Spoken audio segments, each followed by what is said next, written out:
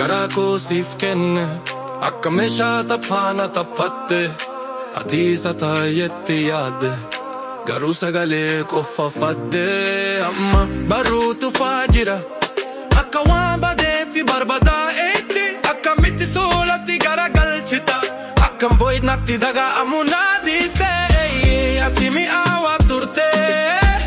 abjuu abna jette yaadde garuu jala koo fudatte gara shiraatti jijjiirte duraa mootitti turte amma hunduu mem qofa mataa koo guutuu spisu sheen sanaan ergaa barreeffamaa naaf ergaa akka waan ammas qabbanaa taanetti garuu hunduu tapha qofa fakkeessuun taphatinaa ani nama kee ture osoo ati onnee kooti taphatte hatmeena trans amma chetsitaa jira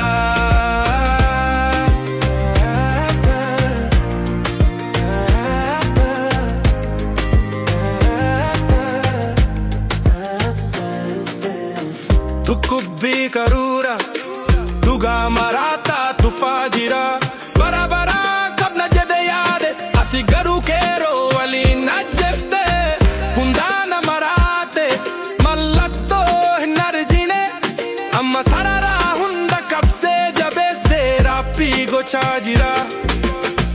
hasa halkan gara galgalaa gara iyya qolli isaatti jijjiirame amaanaa koo digdee jaalala koo amma miti halkan kun buuhikaan dhufan waan badaa jenne yaadna garuu jaala hin mulanne kan gaddisaa kan boojii jettee yaadde jaala koo si wajjin ergaa ta'u si dire ergaa barreeffamaa naaf ergaa akka waan ammas qabbanaa taanetti garuu hunduu tapha qofa fakkeessuu hin taphatinaa ani nama kee ture osoo ati onnee kootiin taphatte hatmiina trans amma tiksitaa jira garaa koo siif kenne